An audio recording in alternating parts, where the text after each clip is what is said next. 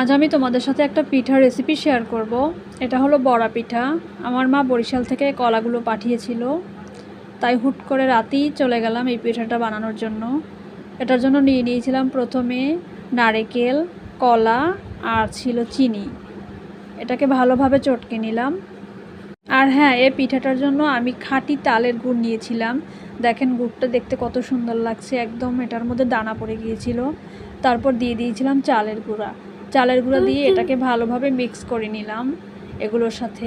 Mix করা হয়ে গেলে এটাকে আমি প্রায় 1 ঘন্টার মতো রেখে দিয়েছিলাম। তারপর চুলায় দিয়ে দিলাম তেল। তেলটা বেশ যখন গরম হয়ে উঠবে তখন পিঠাগুলো আস্তে আস্তে হাত থেকে দিয়ে দিলাম। এক পাশ যখন হয়ে আসছে তখন উল্টে দিলাম পিঠার অন্য পাশ। দেখেন পিঠাটা দেখতে কত সুন্দর হয়েছিল, খেতে কিন্তু বেশ ভালোই লেগেছিল। গুড়ের গন্ধটা কিন্তু অসাধারণ লেগেছিল। যাই হোক, পিঠার ভিডিওটা এখানেই শেষ। আজকের মতো ধন্যবাদ সবাইকে।